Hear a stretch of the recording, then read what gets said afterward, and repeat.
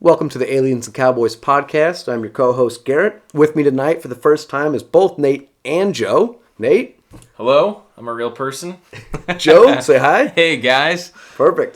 Tonight we're here for the debate between which is a superior game, Halo 2 or GoldenEye. Before we get started, guys, I just want to ask you guys how your Christmas was, how your holiday break was. Did you guys do anything fun? Did you get anything good from Santa? Nate, I'll start with you.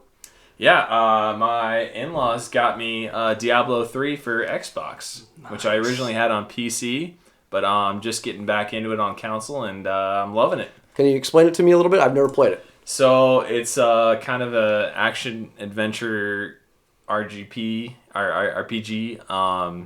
and just a lot of downloadable content since the last time I played, and a lot of new things, and just now getting to the endgame content, so nice. I'm loving it. Nice. Joe?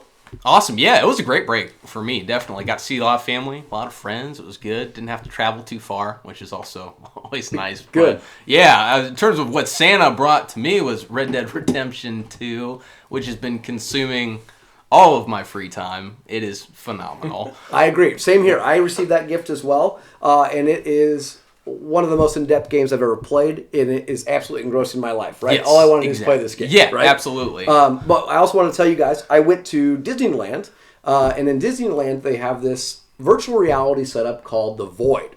And this was one of the neatest things that I've ever done. You go into this room that's basically almost like a laser tag, and you wear a mask, you wear a vest, and it is a virtual reality where you are dressed and what you're perceiving are stormtroopers. And you're handed a gun and you are shooting them. They are shooting you. All of a sudden you come up against Darth Vader. I'm not going to spoil a lot of things, but it was a really neat thing to do. It's kind of hoping where the future of gaming goes, if it can get to virtual reality. If you ever have a chance to go to Disneyland, I don't know if Disney World has it, but Disneyland in downtown Disney has The Void. It was excellent. It was an awesome time. And that's just something I think that if you guys have the chance to do that. Before we get started on the debate, we did get some listener feedback that we wanted to discuss on the Die Hard episode we did, which is in our archive. Go ahead and check that out. The listener brought up the idea that Hans is not, in fact, the Grinch, but he's more symbolic of Scrooge. And I wanted to see what you guys thought about that. My first thought, I'd like to know the subtleties of the difference there, but because in my mind, I really see the Scrooge as being kind of a penny pincher, whereas Hans is in it to win it and steal everybody's money. Right. That's so right. I'm not quite sure the difference there, but I picture him still as more of a Grinch in this situation. Okay. Yeah, Joe? I can see the Scrooge side of things Okay. in regard to that from his behavior, overall that kind of greed, essentially, which I think is what our listener was getting at between that comparison. Yeah. So there's a bit of both. I'll say there's a bit of both he there, did I think. He did make the claim that the Grinch was only in it for love. Right, yes. And Hans is clearly only in it for money. So let's just put it this way. He could be a combination of Grinch and Scrooge, right? Yes. Okay. And then also before we start, one thing that also dropped recently was Star Wars canon released in a comic that Palpatine is actually Anakin's father. Yes. And that he was conceived via the midichlorians. What is your guys' opinion on this? And did this just totally wreck the franchise? It destroyed my world a little bit. It's been a very popular fan theory for quite some time. Yes. For them to now come out though and say, yes, this is official canon, I had to take a moment to think about it because I don't know. While I understand the thought process behind it, even when it was just a fan theory, I actually didn't like the idea of it. Okay. So that's more of a selfish reason. Now that it's official canon, obviously I'll just work through it. So that's where we're at with things. What do you think, Nate? I don't know. I'm weighing the immaculate conception theory versus the actual conception of that happening. So I don't know. I kind of like the unknown a little better. And I agree with you, because if you think about the idea of not knowing who his father is, it was kind of great, because it kind of plays into where we're at in the current canon with Rey, and we don't really know who her parents are, and it doesn't really matter who her parents are. It was kind of one of those questions that was probably better left unsaid, just left to fan theory, instead of actually coming out and saying, no, he was conceived basically by the dark side. And I think that that's one of those things where it makes you think that he was going to be evil regardless. He's conceived by the dark side. He had no choice. I think if we didn't know who his father was, his turn from good to evil back to good means more. Yeah, I like that take on it, because I would agree with that overall. Also, in those comics, I mean, we'll save that for an entirely separate podcast. There's a ton that they go into those comics that's now official canon that completely changes some of our concept of how the Force works and things like that. But yeah, still very interesting thing for them to come out and officially confirm. So yeah. Okay, so let's get to why we're here, why some of you guys have been wanting this debate. Apologies for the delay on this. Joe is going to moderate this between Nate and I. I will be taking over on the GoldenEye side. Nate's going to take over for Halo 2. This is a debate on which is the superior game. Just to start off as well, we are not going to tackle PC gaming. This is strictly console gaming. Very true. Okay, sorry for any PC fans. We're also, Nate and I are fans of both games. We played GoldenEye as kids. We played a lot of Halo 2 in our college days when we were roommates, okay? This is something where we greatly enjoyed both games. We just will have opinions on which ones we really think are superior. Joe will ultimately decide at the end.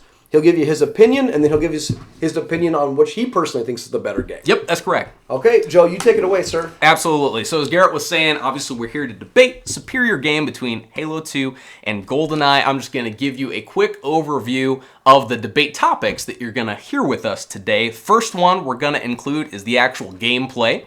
Next will be the story elements. Replay value will follow after that. The controls, and finally, the impact on gaming. We'll kind of circle back with some closing arguments at the very end, of course, and then, just as Garrett mentioned, we'll deliberate on that. I'll ultimately determine who I think is the victor here today based on the argument, and then also just my personal thoughts on it. So, take it away, guys.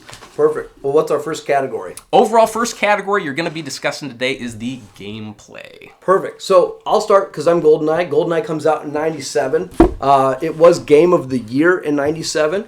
So talking about gameplay, and I'm going to stick to specifically campaign mode. I believe we should break this into story mode versus multiplayer. So let's tackle the story mode first. Sure. The gameplay of this was, at the time, in the context of 1997, phenomenal.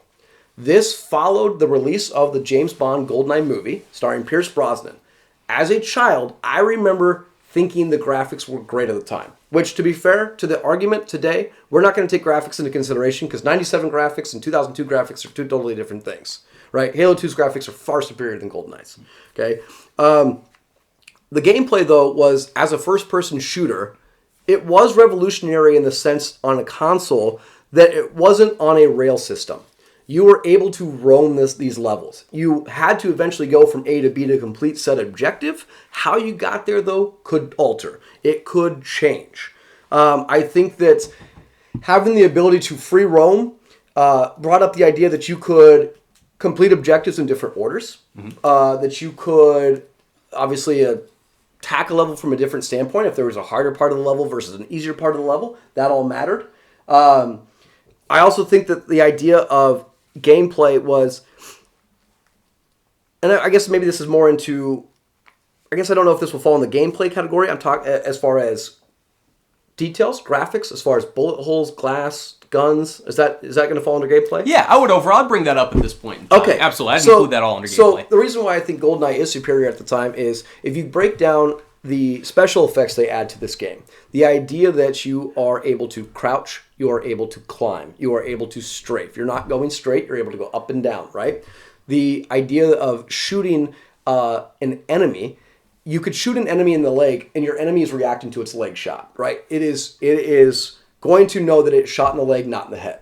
That is an impressive difference between probably predecessors like Doom, which is more of a monster-based shooting game, versus people. It's hard to tell the difference between what the strength of a monster taking a bullet versus the strength of a human. Yeah, but these humans react to being shot. Blood splatters, bullet holes through glass, breaking glass. Those were all impactful things. Other gameplay options you have, I'll get into the guns later. The idea that the gameplay would take it to the idea that you could use multiple weapons to defeat an enemy, right? You could, whether you're doing slappers only, whether you're throwing a knife, whether you're shooting a gun, whether you're blowing them up. Obviously, GoldenEye, you can you could hold 1 million guns, right? The idea that you just had an unlimited cargo space on them, right? I think that gameplay for GoldenEye level-wise, like I said, campaign mode-wise, was significant because it gave you the option to kind of explore. And exploring the game, I think, led to 2 Easter eggs, right? It led to the kind of the world that we live in now with some of our games. The idea that you can, obviously they build off each other, but the idea that you could, like I said, take multiple routes to complete objectives, right? Whether you're increasing the difficulty of a level, which adds different objectives, okay? Whether you're just jumping off the dam versus trying to, hack a computer system in the basement of the dam, right? Mm-hmm. Different objectives. So ultimately, I think that the gameplay of GoldenEye makes it the superior game overall.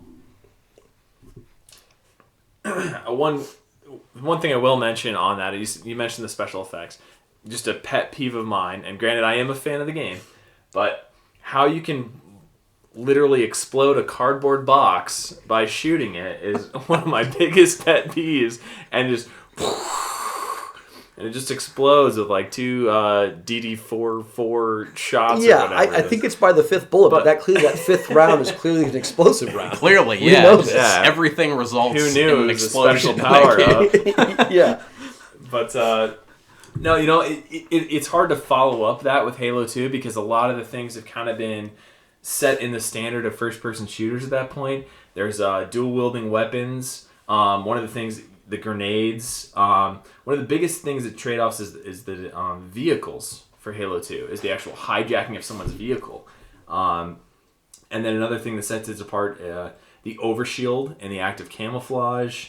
The sword is kind of the equivalent that we talked about as far as the golden gun versus the sword. But, one of the things, I tried to go back and I tried to play the game, and I got dizzy playing it because I couldn't orientate myself to the graphics and all the fuzziness, which is hard nowadays because at the time I thought it was the best thing I had ever played at the time. So it's hard to place yourself in that period of time. Agreed. Both games at the time they came out in their context were superior to almost anything else that was on the market at the time for consoles. I agree with that. So, not to... I know I'm arguing for Halo, but I will say that GoldenEye is probably, as far as... I don't know if we're jumping in story mode. Maybe I'm jumping ahead a little bit here, but GoldenEye is... I will agree that it is probably arguably the best to movie to game conversion probably of all time. That's a great point to The make. direct correlation between the movie then to a game. Usually those things just get... a minimal budget, and then they throw something together and try to brand it to just sell some copies of it. But this one really came through. Well, absolutely. And the other thing about the gameplay is, if you saw GoldenEye, the movie, this is a almost shot by shot, screen by screen, level by level, complete repeat of the movie. You could follow the exact linear progression of Pierce Brosnan as James Bond. As your character, James Bond. Like, you go through, from the dam jumping off, bungee jumping, right, through the facility, right, to the runway, right? You end up on the satellite at the end, knocking Trevelyan off. I mean, it's an almost complete, perfect replica, right? With a couple, secret levels thrown in there, and, other characters from the James Bond canon, right? But it's almost perfect representation. Not only that, but this is one of those things where I think this also helps Pierce Brosnan as James Bond. Right. This was from what I was researching. I think that James Bond's GoldenEye was the most successful movie since Moonraker.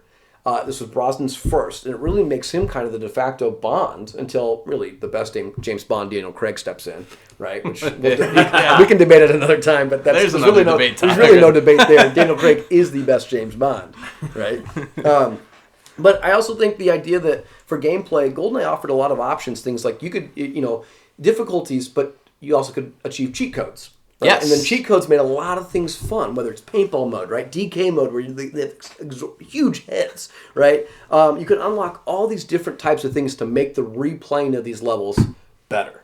And I think the replay, we'll get to the replayability, but I think that the gameplay itself, again, whether it's blood splatter, whether it's AI, the idea that the AI could react, and the higher the difficulty, the AI would react better, I thought was pretty pretty impressive, especially for 97 standards and in a console. And I think that essentially that, again, going to compare the two, I think the gameplay of GoldenEye, not graphics, the gameplay was better.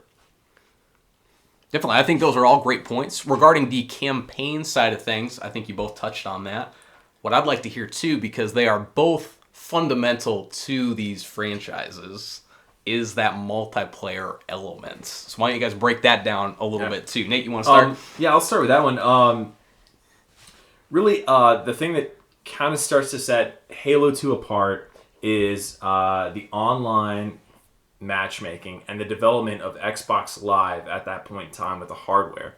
So it's hard to differentiate really the game itself versus the hardware and the software that goes along with it.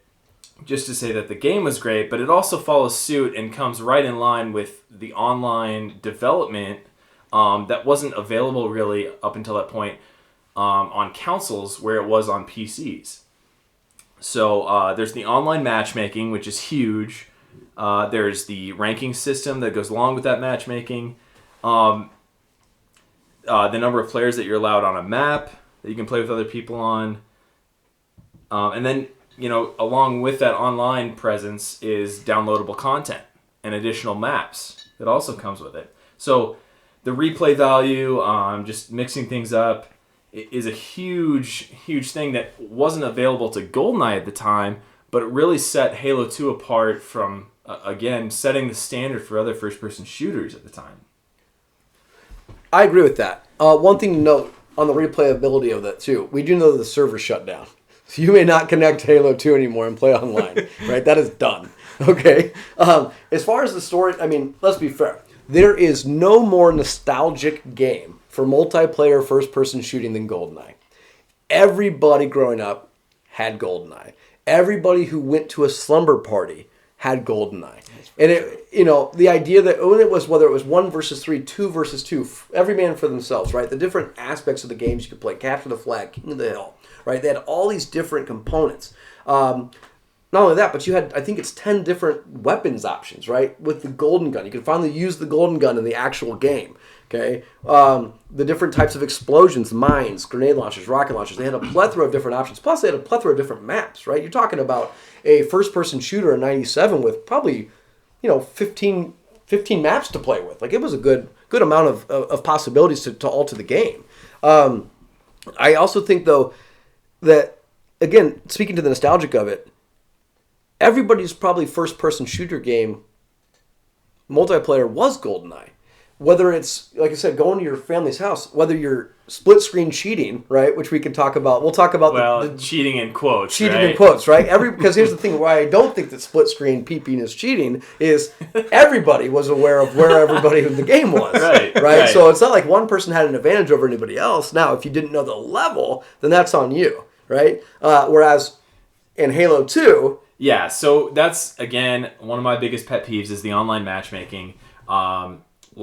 Apparently a lot of pressure to get the higher ranks, and when that occurs, it led to an incredible amount of cheating in many different facets, which made the game no fun for a lot of different people who didn't cheat the system. Yeah. Which I don't know why those weren't hot fixed or whatever, but sure. Everyone knew, I'm just going to lose this round because the guy super jumped, or I'm on standby right now and they're killing me and I have a blank screen. So yeah. No. I speaking to your ranking system for Halo 2, there wasn't a ranking system in GoldenEye, but what there were after game awards. Right, you could win licenses to kill. Right, where's the armor? Right, the AC-10 award, which I don't think anybody knew what that was. Right, they had all these different ways to either make you feel really good or embarrass you about how you performed in GoldenEye. Totally. It was all right there in front of your friends, like in real time. Yes, exactly. You couldn't hide it. No, right? That's what you got. Jeez. The biggest way to cheat in GoldenEye is to take freaking Odd Job and have the auto aim right above his head every single time, so you have to manually aim. That was ridiculous, and I don't understand how that got into the final game. Yeah, we won't touch on that. It's like taking Yoshi in Mario Kart, who is naturally faster, right? Yeah, we know that. One thing I will say that's funny about both games on their multiplayer components is everybody growing up knew the best Halo 2 player, right? That's Everybody true. knew the best GoldenEye player. Yeah. Now, to be fair, I was the best GoldenEye player in my group. I was not the best Halo 2 player. But everybody knew that guy who could beat everybody. Okay? That's one of those things where it made it fun because this was the first game I remember bragging to friends about being the best at. And I think that's kind of the point of these online first-person shooters. And you see it today, right? With the people in the Fortnite, the guy Ninja, right? That he makes, what is it, however much money he makes a month twitching out his account, makes right? An ungodly amount of money, yeah. But the idea that back in like 97 playing GoldenEye that you're bragging to your friends. Because I remember the first night I ever played GoldenEye. I went to a friend's sleepover. We stayed up all night playing this game. And nobody really knew what was going on. I remember the only gun I could get and find was the AK-47, right? Which was kind of cool because it looked wooden, right? It looked realistic at the time. But I mean, I remember playing that game all night. Halo 2, I remember playing that all through college, right? And that probably led to some, not best grades, not greatest attendance. But I remember staying up all night playing with a group of friends, right? And we always played the same kind of levels and always just competed against each other. But again, you always knew somebody out there was always the best, and that was the greatest thing about it. Now, the one thing I will say that I regret about GoldenEye coming when it did, you don't get that online playability. You don't get the ability to not peek the screen, to actually see where it would be if you were connected via the internet. I think that would have been a tremendous thing today if they could actually remake something somewhat comparable that would be good. And we'll touch on the completely trashing of both franchises after these respective games came out in a little bit. But I feel like that was one thing that GoldenEye, if GoldenEye had that component, if it came 3 years later, 4 years later, it would by far be the superior game. And I don't even think it would be close. I think the multiplayer would have been amazing. I think that the idea of people shooting people, to me, is personally better than people shooting aliens. I just enjoy that better. I think the realism's there. But I think that the idea that you could get together with friends and you do this with college friends, you did this with high school friends, and you played this game and you'd play it all night. And I remember talking to Nate today about this, the idea that who really still owns Halo 2 versus who still owns a copy of GoldenEye? Because I own a copy of GoldenEye. I don't own a copy of Halo 2. Joe, do you own GoldenEye? I actually don't. Admittedly, yeah. I actually never had. I can see who you're picking to win this, right? Yeah. Nate, do you own one? I actually own GoldenEye and I own an N64. In fact, I don't even know if the original Halo 2 is compatible with an Xbox One. It's not. That's not compatible with an Xbox. I have believe the it is Master right Chief now, collection to play the updated version, but I don't have the original or know if it's compatible. Yeah. I will also say this too. Full disclosure. I owned Halo 2. I probably spent more time playing Halo 2. I never once played the campaign. That was the problem with a game like that. You did not have to play the campaign to enjoy it. Kind of similar to a Call of Duty. I have Call of Duty. I've never played the campaign mode. It's straight to online. It's straight to beating everybody else, right? And that's what the competitiveness of it is. Yeah, and totally. So I can't even tell you. And the replay value, Right. I think, Right. because every game is different. Right, and so I think of something like Halo 2 and thinking that the server's down so you can't really go online and play. How great is that level, right? I mean, how great is the story? I don't know if it's as good. Now, granted, to be fair, would GoldenEye be as great if the movie didn't exist? If you didn't know the movie was out there to see it, would we think the story was better? I don't know that I would say it's better. I think it's a great story in itself. Sure. I think it's, if you stand alone, if you had the video game before the movie, I think it would be just as good. Yeah, I agree. I just wonder if you didn't see the movie, if you would understand Alec Trevelyan being 006, really becoming the villain via the level. Yeah. So like you lose him in the facility, right? And he shows back up at the statue. Exactly. Right? And then he shows up again periodically throughout the end of the game. I wonder if you really put it serious together. plot points are missed. Yeah, like the Throughout the movie video. helps inform your understanding, I think, of the game. I So agree. you kind of, whether intentionally or not, you mentally fill in the gaps. You're like, oh yeah, I know this is what happened at this point. This line of dialogue occurred in between these two scenes, or whatever the case may be. Yeah. So It's probably like if you're an avid reader and read the series of a book series and then try to watch the movies. Unlike me, I'm not a reader. But you understand a lot of the plot points a lot better than the people who are just there going ooh and ah at all the special effects. Yeah. Okay. No, it's very true. I think we started to touch on a couple things regarding story as well as replay value a little bit. Before we move on to story, did either of you have any other points to make about that gameplay category? I made my point earlier. I honestly think that GoldenEye is arguably the best movie-to-game conversion of all time. On the Halo side of things, I think Halo Combat Evolved was like a roll of the dice when Xbox went out with some exclusive video game, and it was a downright hit.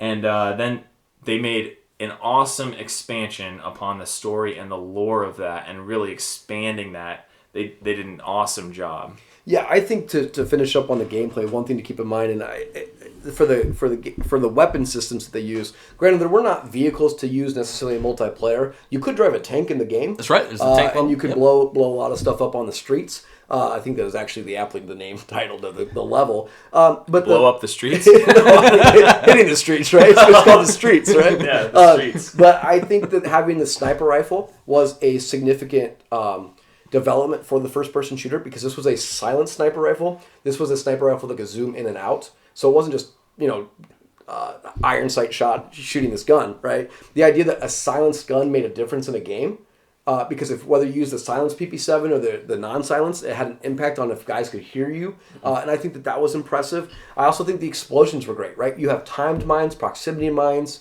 Okay, these were all things that have an impact on something like a GoldenEye later. One thing that we talked about, Nate, earlier too, was the idea that Halo had these things like active camouflage, right? Had body armor. So did GoldenEye. You could go pick up, body armor, right, throughout the game to secure yourself in a multiplayer aspect, or even the campaign itself. So I think that, to be fair, Halo does pull things from GoldenEye, and I know that there's somebody out there screaming right now about how much GoldenEye pulls from Doom and Quake and these other first-person shooters, but they're wrong. No, just kidding. And the GoldenEye is superior to those games. And I don't know necessarily if as a first-person shooter, GoldenEye is revolutionary. The multiplayer aspect of this game is what was revolutionary. And I think that that's something that can't be understated, was the idea that you are, for the first time, having these people on a console, 4 people, being able to go battle each other for superiority. And the different components of the levels versus whether you're going to do different types of weapons, and you could choose a lot of different weapons, or you could choose a different license to kill, right? One-hit kills, King of the Hill, all these different things. So you could play this for hours with friends. The only caveat was you had to be together.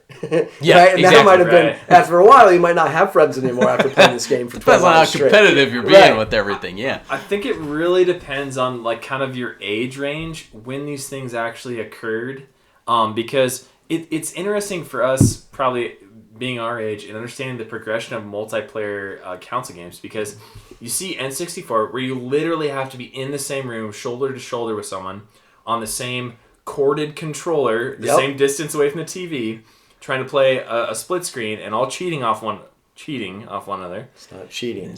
Yeah, well, they all have the equal advantage or disadvantage of not knowing the level.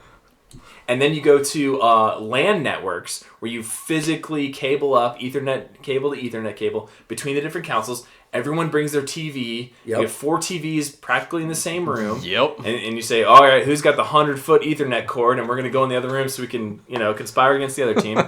and then finally having Xbox Live and saying, oh, we can play from home and still be on the same team and communicate, and then talk to one another and play. Yeah. But it's a huge progression, and it's not really anything on the games themselves, multiplayer-wise, right, as much as it is on just the development of technology throughout the time. Yeah, no, I agree with that too. And I like I said, I'll be fair. I love GoldenEye, and I love Halo too. I think they're both, great games. I'm just curious on, and we'll get to Joe at the end, what Joe's going to think about which game is superior. Let's go to our next category, Joe. Yeah, absolutely. So let's circle back through story just a little bit. I know, as I mentioned, we kind of touched on these points a little bit through gameplay. If you guys have any additional remarks to make on the story and overall impact for those individual games, certainly go ahead and do that as well. Nate, did you have anything else you want to add to that? I guess mine is only in Halo 1, you play Master Chief going through the entire campaign.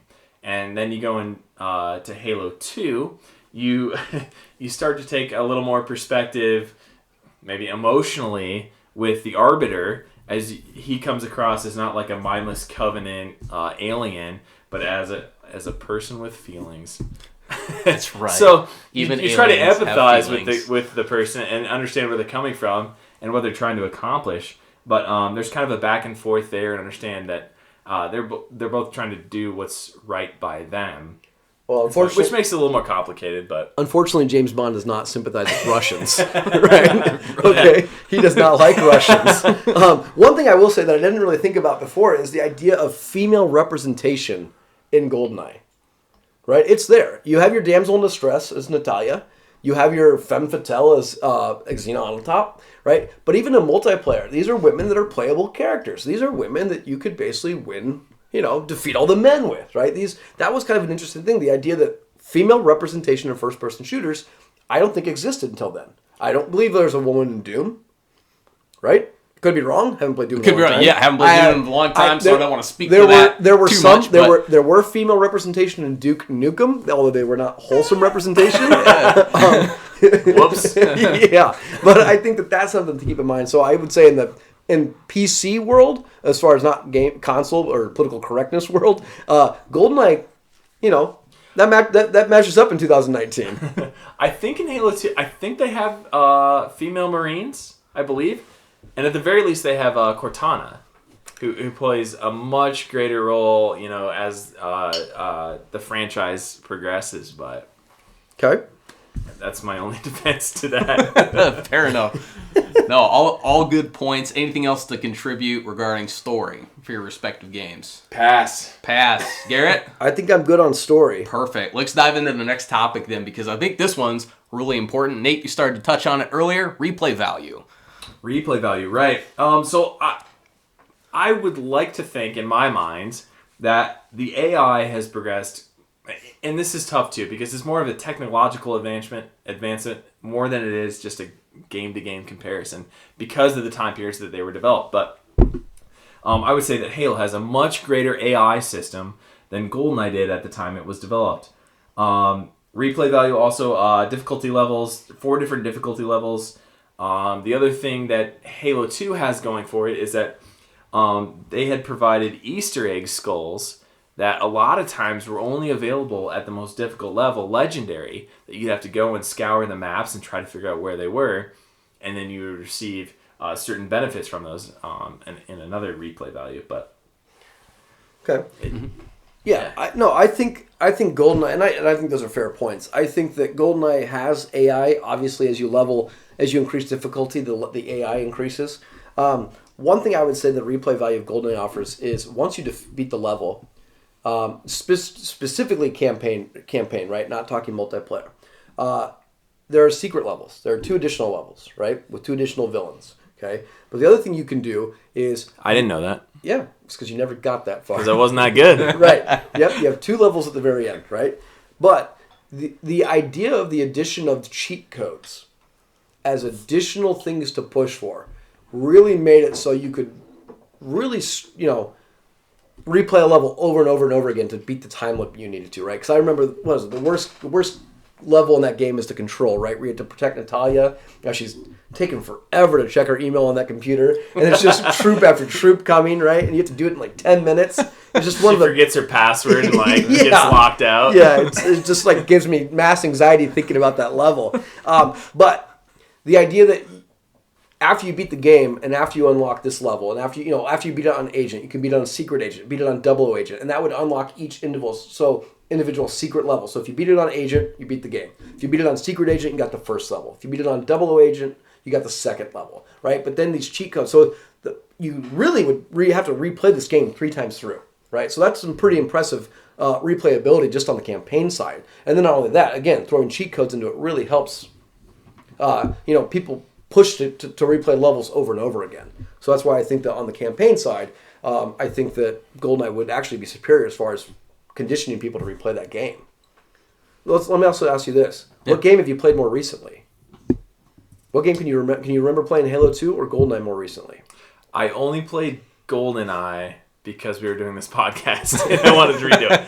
Doing research. I said earlier that I did buy the Master Chief collection, and I did replay I think I probably played through 1, 2, 3, 4 just out of nostalgia, I want to see the remastered version of it. It's a great collection too. A lot of entertainment value there. But I also am with Nate on this one. I also own the Master Chief Collection, so Halo 2 would have been the game I played more recently. But I remember, to your point, Garrett, we used to play on the old N64s in college. We'd occasionally throw down with some old 007 too. Because you always knew the best player. Right? Somebody was always, I'm the best guy in the room. Like, I'm going to get totally, kicked by this dude over here. But still, it was a good time, for sure. Yep. Excellent. All right. Well, I think those are great points to be made for the replay value. Let's get to controls. Perfect. Yeah, I want to see what you guys have to say about this topic. I'm not going to talk about the N64 controller as a general controller because nobody has three hands. That's a lost argument. Because nobody has three hands. And I don't know who came up with the design for the N64 controller. But you can make the argument the N64 controller with the joystick that goes all the way around and the C buttons, right, were the precursor for the double joystick, right? This was a game that allowed not only for controlling, you could, like I said, you could crouch your guy, you could kneel your guy, you could strafe your guy. And that was what was important. Anybody that played GoldenEye multiplayer knew the C buttons were the key to being the fastest guy on the map and to winning your battle, right? That was an impressive thing.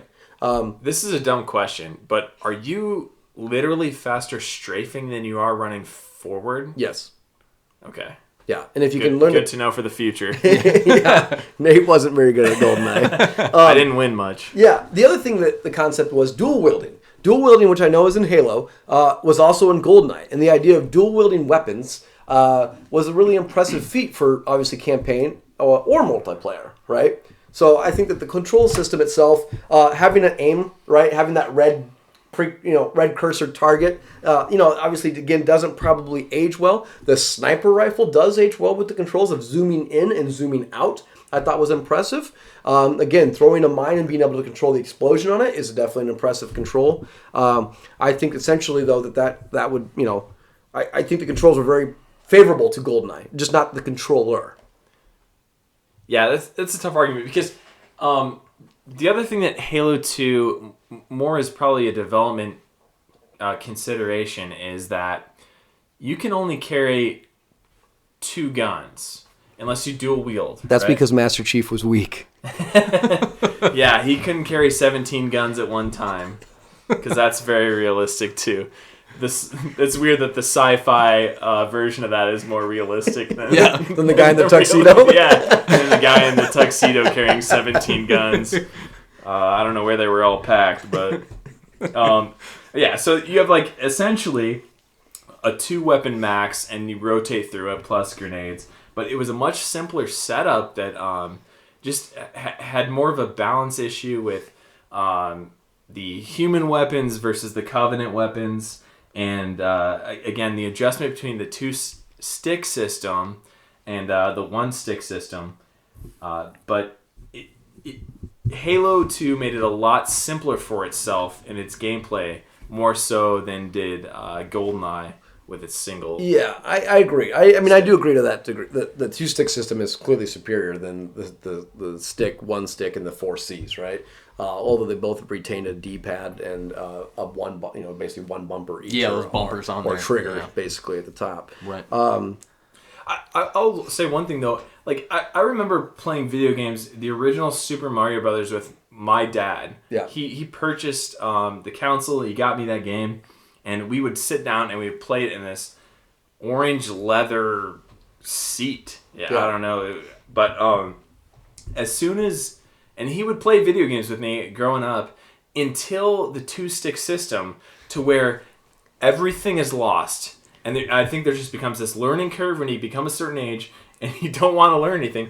And you become like Jim in the office when he starts looking up and spinning in circles, and what's her name throws a grenade at him. Yeah. No, and that's what I was going to bring up next, too. Because every time I've seen somebody grab either controller for the first time and play either game, their character immediately looks up, looks down, looks sideways, is bent over, right? Whatever it is.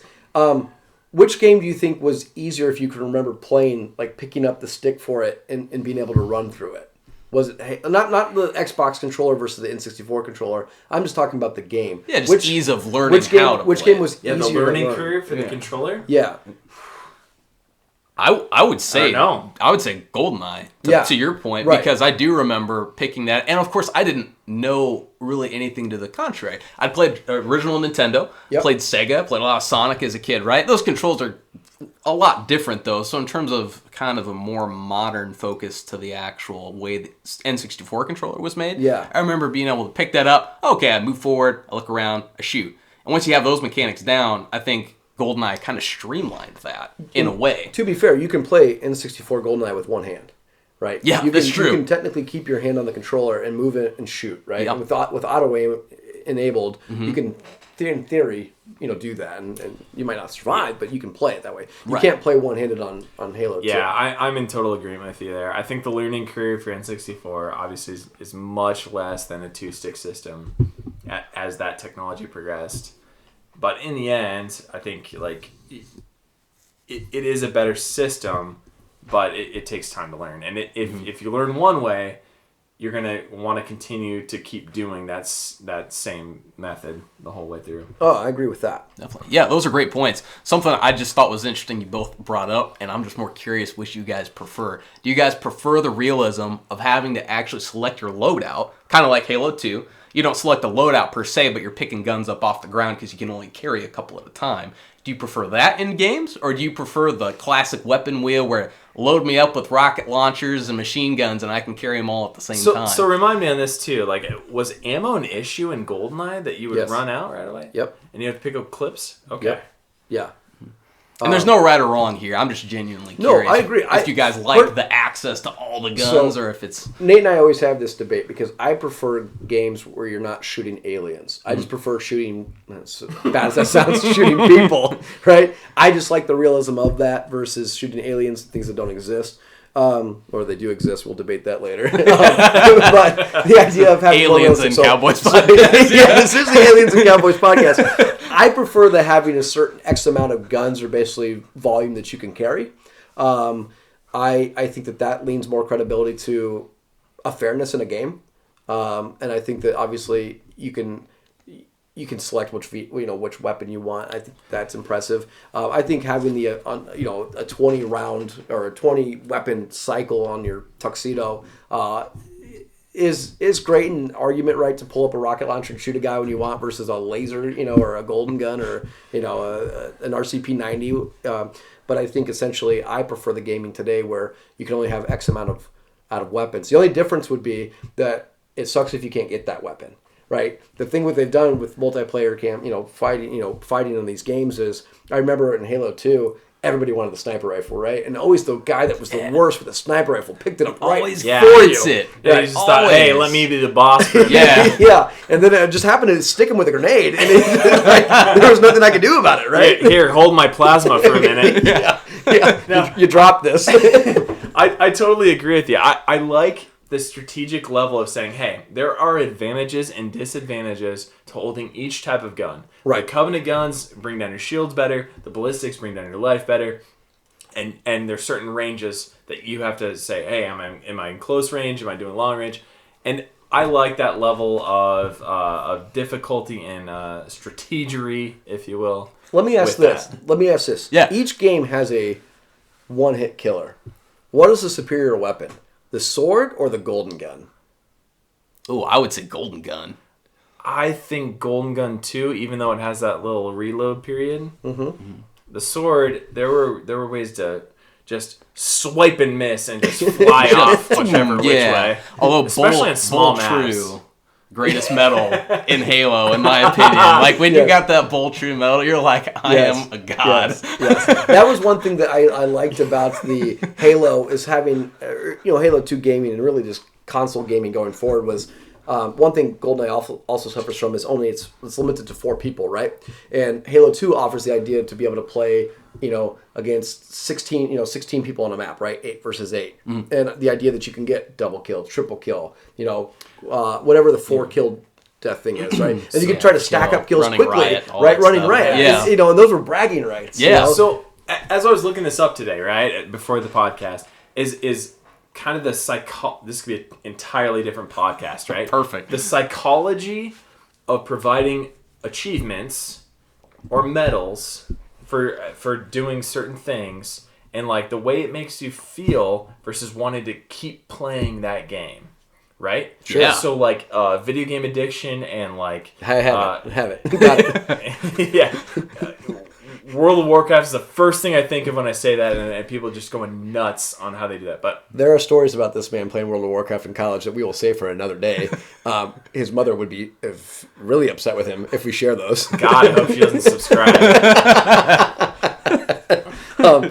Okay, Joe, next category. Yeah, next category. Let's go into the impact on gaming. Garrett, do you want to start off this category? I'm excited for this one. This one's a good one. I like this category. I again think that just like obviously Doom being really kind of the first quintessential first-person shooter, and GoldenEye kind of obviously takes off that. Halo clearly borrowed from GoldenEye.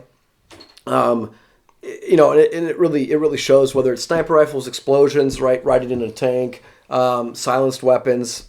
You know, it offered a lot of that stuff, right? The different types of multiplayer, you know, game options you can do. King of the Hill, capture the flag, stuff like that.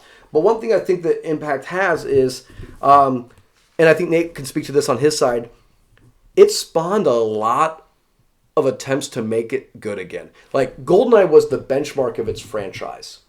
Nothing it's done ever since, right? Whether it was Rare who made GoldenEye, the company, was able to achieve that, right? They've tried to remake GoldenEye multiple times. They almost even tried to, I think, make a complete remake of it, level for level, and it just isn't the same anymore, right? The game surpassed, right? That's fair.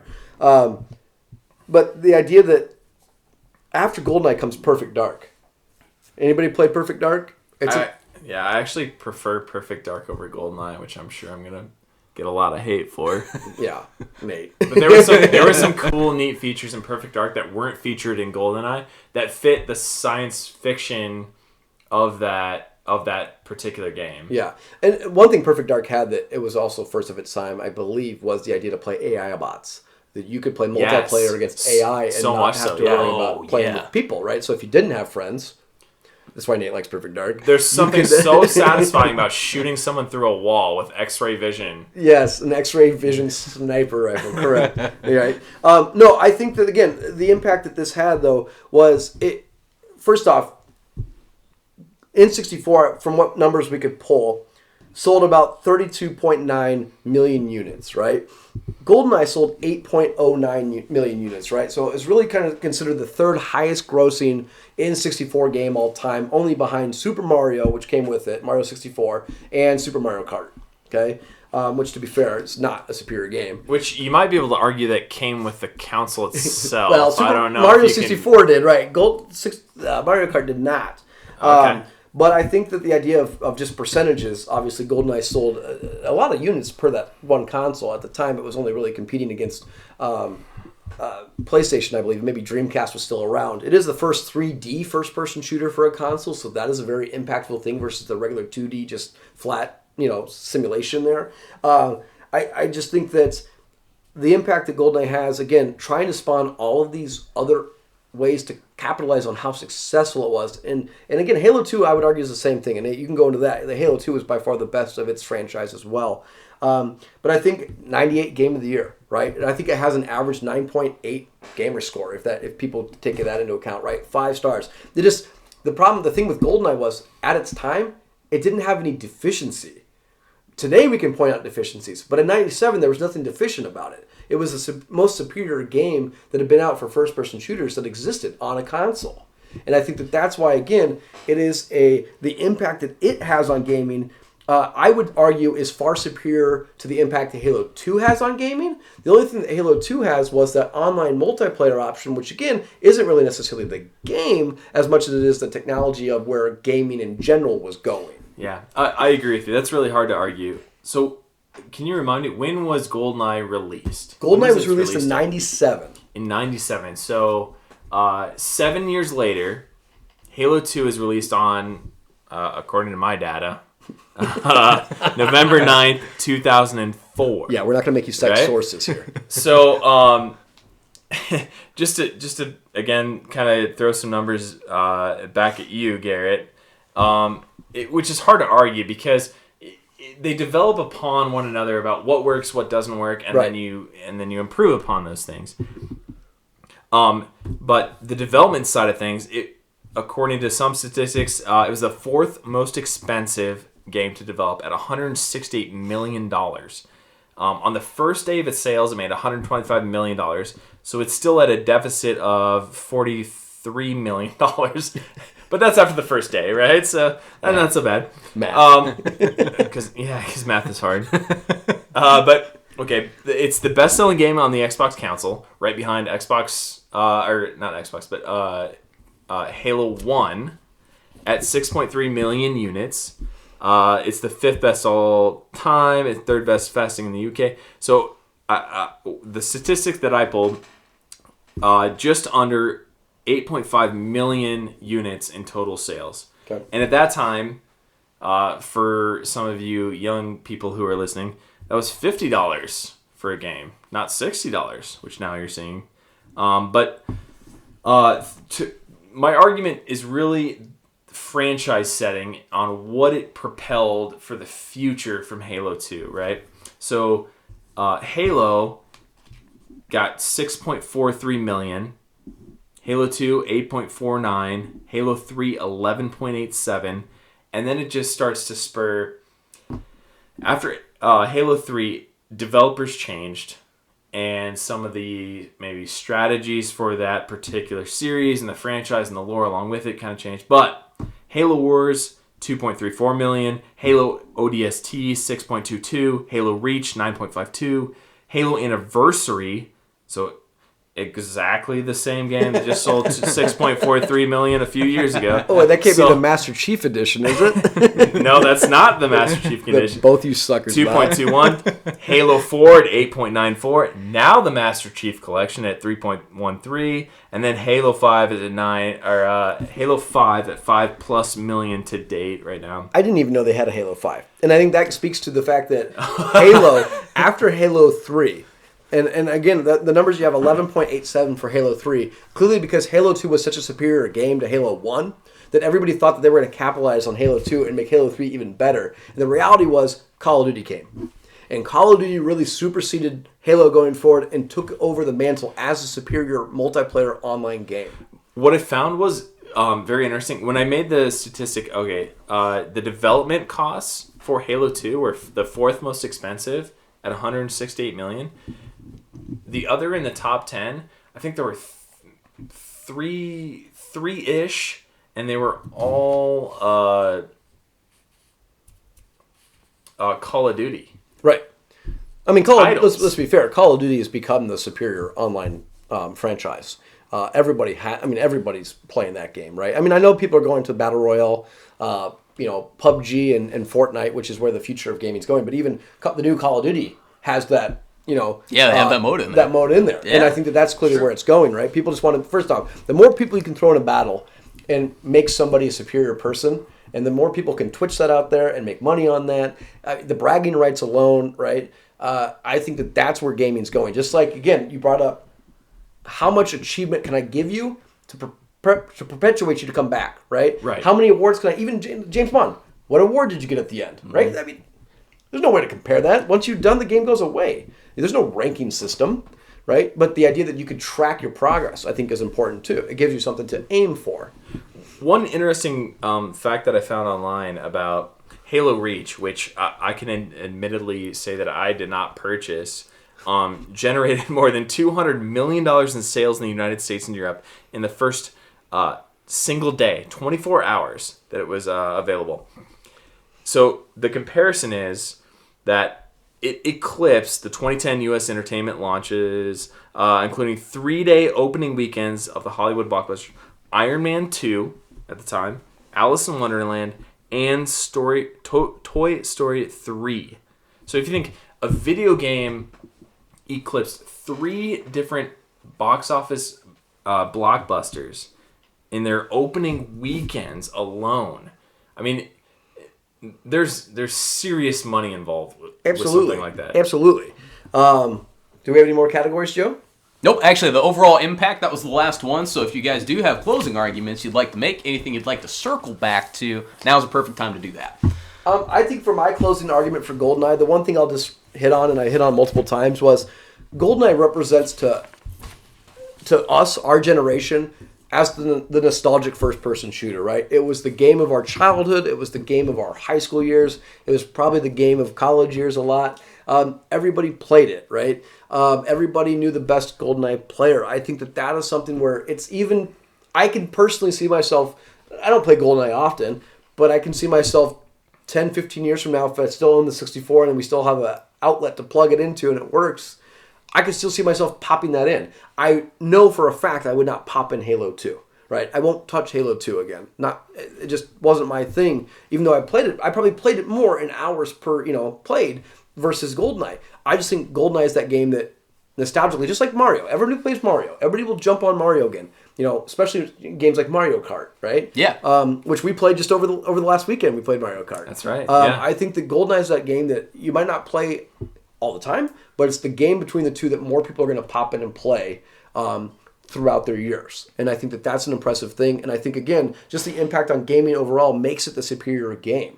And one thing to keep in mind, I know a lot of people might say, how can it be superior, right? Graphics aren't as great. It doesn't have online components.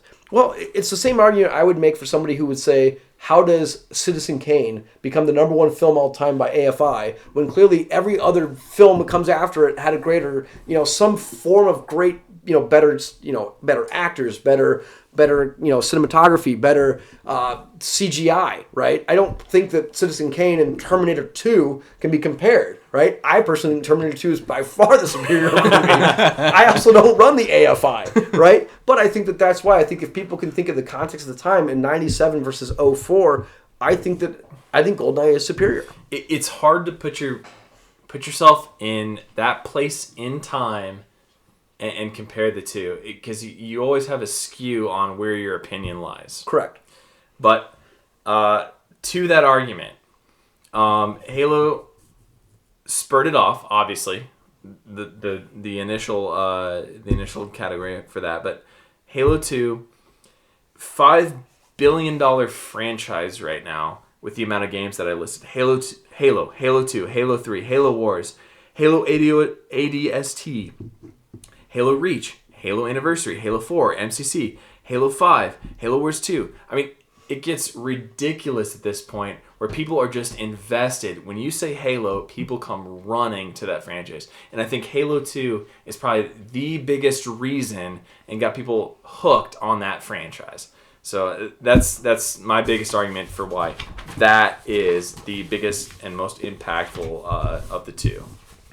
Okay. So, Joe, as a moderator, yes, you're going to give us 2 bits of information. You're going to give us your personal opinion on both games, on which game is superior, and then you're going to give us your opinion on whose arguments were better. Sounds great. I will dive into the first one. Personally, I'm a huge Halo fan. So just from my perspective, Halo has been a constant in my gaming life, I guess you could say. And Halo 2, while I spent a lot of time playing Halo, it was Halo 2 that made me realize the future of gaming, if you will. And it was for something else that wasn't brought up quite yet, but it was the soundtrack. I know it wasn't a category. Yeah, it wasn't a category, but I think it was Steve Vai who did that guitar soundtrack.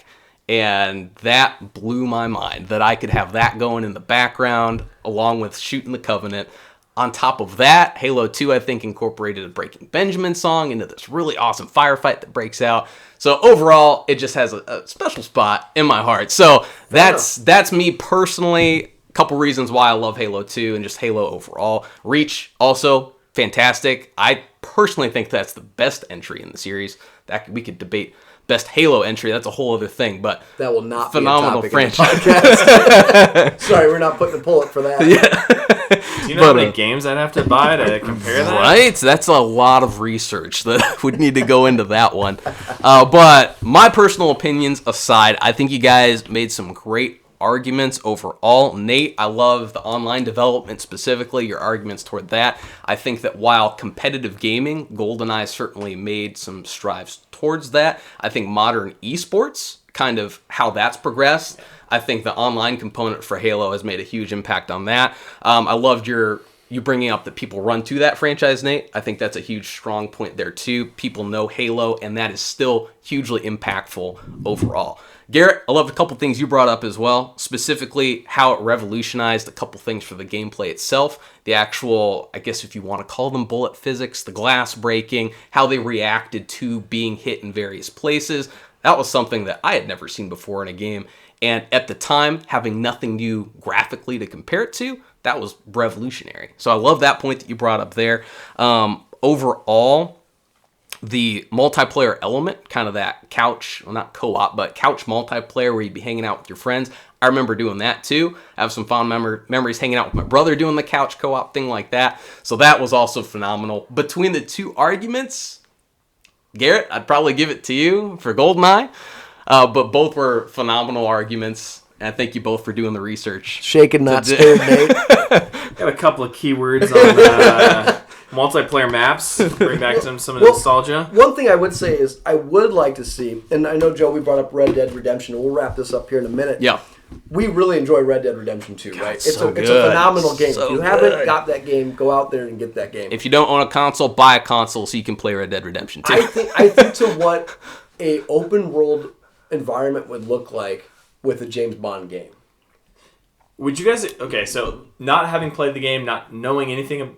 I know a little bit about the game, but would you equate it to a little bit of a Westworld without like a reality sense the way I play it? Yes. the amount of details that are involved with that game? You have to eat, feed your horse, everything. Your horse, but it's the crazy. amount of... in a good way. The amount of pillaging that you do, yes, this is a Westworld-style infused game. My cowboy is a dark Jedi. he is not on the good side. He is robbing everybody. It's hard to be a good cowboy in that game. That's Joe for sure. Joe I'm is trying to... my hardest. Right, there's a system, if you haven't played it, that will rate you whether you're good or bad. Joe is trying to play this game in the good way, and it does not reward you for doing that. Okay? But I would like to see a James Bond game that operates in an open world like that. Like an espionage, awesome. thriller shooting game that you could roam. I think that would be... I think that would be neat, right? I'd like to see him go into a casino and play poker. I'd like to see him go to a bar and order a martini, right? Totally. I know this will sound bad. He could go pick up his chick at the end of the night, right? There's just a lot of options, right? You can get the Aston Martin, right? Yeah, and all you the can vehicles. trick out your cars, the gadgets. The gadgets. I think that if they could remake a James Bond game to fit open world, if Rockstar is listening, Rockstar needs to be the one that does this. So Rockstar, somehow get a hold of the Broccoli family, get the rights for the James Bond franchise, and restart that thing. You know what? I'm available to help. Just let me know. Math, right? Like, he's not great at math. That's where we're going to end it for you guys tonight. Again, you can find us on Twitter at Alien and Cowboy. You can get us questions, comments, concerns. You can get us at aliensandcowboys@gmail.com. Go out, hit subscribe, give us a rating, 5 stars, tell your friends, tell your families. We'll put a poll up for next week's... we're going to start a movie review of a franchise. We're going to put 4 options up, so we'll go ahead and put that on Twitter. We want you guys to vote. We don't know what 4 movies yet. That will be up probably tomorrow. Go out there, like I said, vote on what movie you want us to do. And then coming up soon, Joe's going to do a podcast with us where he's going to tell his top 5, I believe it's movies he wants remade. Yeah, 5 remakes, and it'll probably be a combination of remakes or sequels that never happened that we actually want to see happen. Right. So we'll do that for an episode. Awesome. And then, like I said, give us a rating, subscribe, let us know what you think, and we'll be back with you guys next week. Until then, cheers, guys. Cheers. Cheers.